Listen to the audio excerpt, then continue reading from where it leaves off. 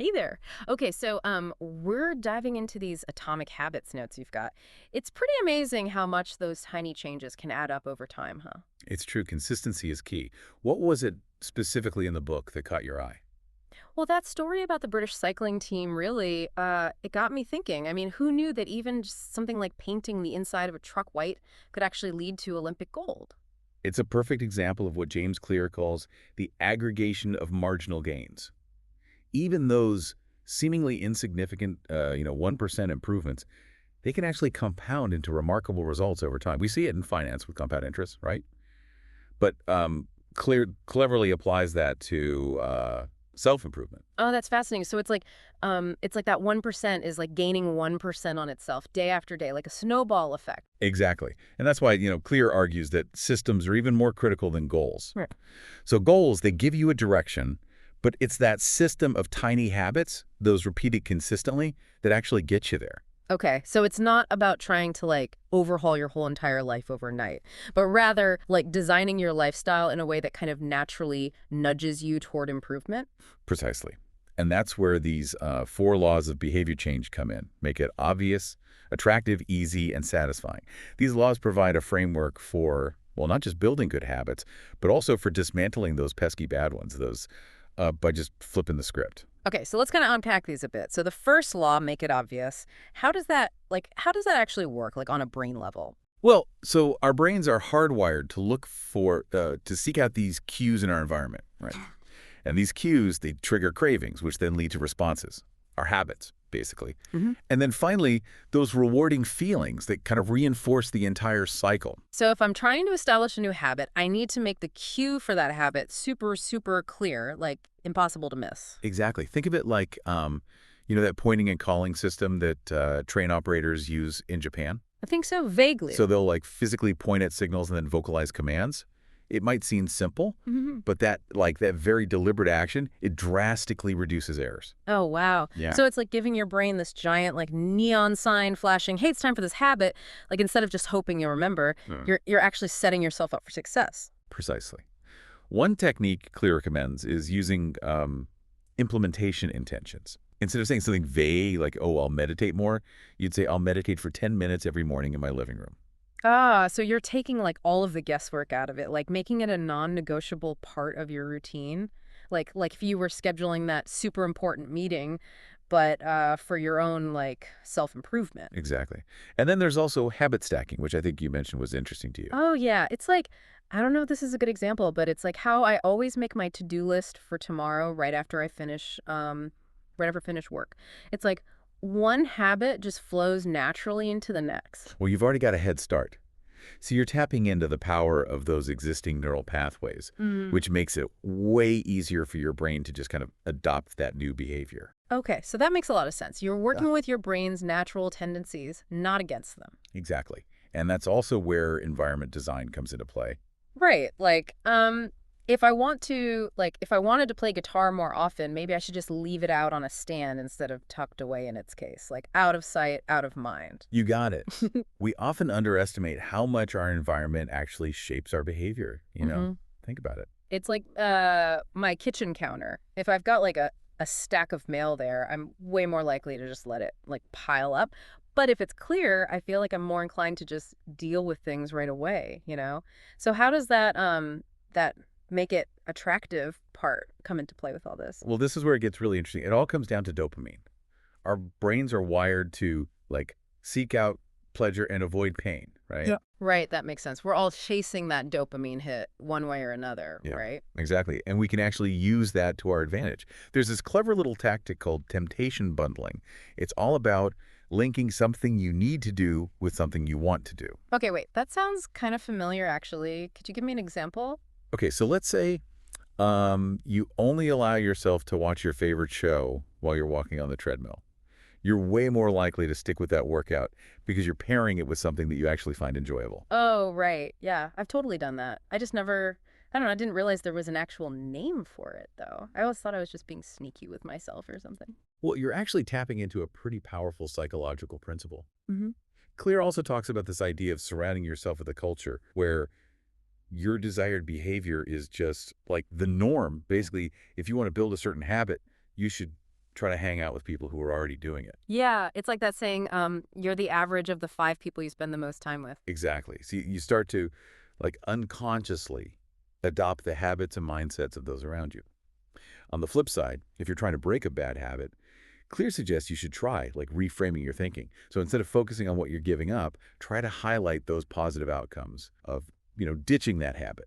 That's a really good point. It's like instead of like dreading my morning run, I can just reframe it as like my me time to clear my head and like, boost my energy for the day. It's all about perspective, huh? Precisely. Now, the third law, this is all about making it easy, Hmm. which I think probably resonates with your whole, clear and organized counter space thing, right? 100%. The path of least resistance, it definitely plays a role in my everyday life. Let me tell you. Well, Clear introduces this strategy he calls the 2-minute rule, right? It's so simple. Basically, you break down any habit, I don't care how daunting it is, into a version that takes 2 minutes or less to just, like, get started. Okay, so instead of like pressuring myself to write a whole chapter of my book, I could just commit to writing like one paragraph. Exactly. Or if a full workout feels like too much, you just start with 5 minutes of stretching. The key is to make that initial step so ridiculously easy that it's almost like impossible to say no to. It's like they say, a journey of 1,000 miles begins with a single step. But sometimes, even that single step can just feel impossible. You know what I mean? And that's where Clear's idea of what he calls priming the environment comes in handy. It's all about setting yourself up for success by, like, making the cues for your desired habits more visible and readily available. It's like what you're doing with your mail. Right. Like putting my workout clothes out the night before so I don't have to even think about it in the morning. Exactly. You're one step ahead. And don't underestimate, like, the power of technology with all this. Setting up automatic bill payments, for example, or using a fitness tracker to kind of, like, monitor your progress. It's true. Technology can definitely be a lifesaver, especially when it comes to like building those good habits. But I've noticed it can also sometimes like enable my bad ones, like endless scrolling on social media or those just one more episode nights. It's almost too easy to get sucked in. That's actually a really important point. While technology can be, like, incredibly helpful, we got to be aware of those potential downsides and use it mindfully, right? We can't let it just totally hijack our good intentions. Now, let's move on to the fourth law, making it satisfying. This is where we're really going to focus on associating those habits with some kind of positive reinforcement. Makes them way more likely to stick. Yeah, because let's be real, no one wants to do something that feels like a chore. Precisely. And one of the simplest yet most effective ways to make a habit satisfying is by just tracking your progress. Oh, yeah, I can totally see that. There's something so motivating about like checking things off a to-do list. You get that sense of accomplishment. Keeps you going. Absolutely.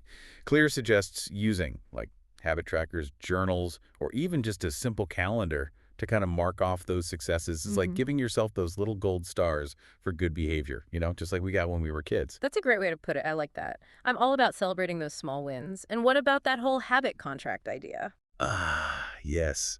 It's a great way to add an extra layer of accountability. It's like having your own, like, personal cheerleader in your corner, but one that's also got a bit of a tough love approach to keep you on track. That makes sense. Like, it's like having someone in your corner, right? Cheering you on, but also holding you accountable to your commitments. Speaking of motivation, what about Clear's Goldilocks rule? I remember that, like highlighting that part in the notes. Ah, yes, that Goldilocks rule. It's a Yeah. concept with surprisingly wide applications. Yeah.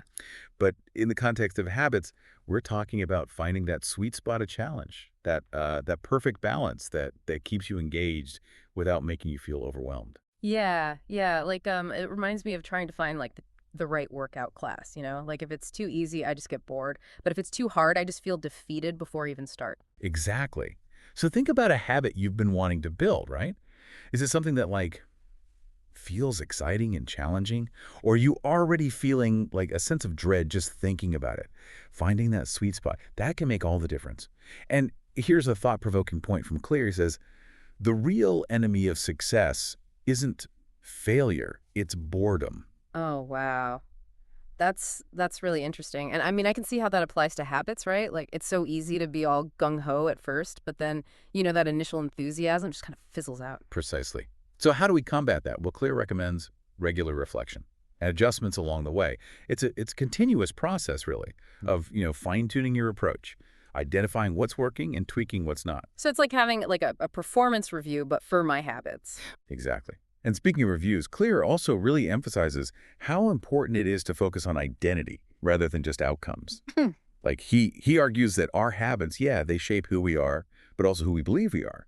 Well, that influences our actions too. Okay, so it's like a two-way street. My actions, they reinforce my self-image, but then that self-image also motivates my future actions. You got it. And that's a really powerful mindset shift because it's not just about, checking things off a to-do list anymore. It's about like becoming the kind of person who effortlessly embodies those desired qualities. Yeah. It's like, it's not just about like losing weight, it's about becoming a healthier person. It's not about like writing a book, it's about becoming a writer.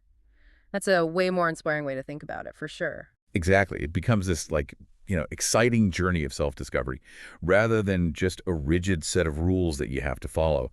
And remember, like with any worthwhile journey, you're going to hit some detours and setbacks along the way. The Yeah. key is to, keep learning, keep adapting, and just keep moving forward. This has been honestly like a really eye-opening deep dive. I feel like I have a whole new like understanding of how to make some real lasting changes in my life. Well, I'm glad to hear that. Yeah. And just remember, even those small, seemingly insignificant changes, they can have a huge ripple effect over time. Absolutely. So as Clear says, success is the product of daily habits, not once in a lifetime transformations. Perfectly put. As you're integrating these atomic habits principles into your own life, just remember to be patient with yourself, celebrate your progress, and most importantly, enjoy that journey of becoming the best version of you.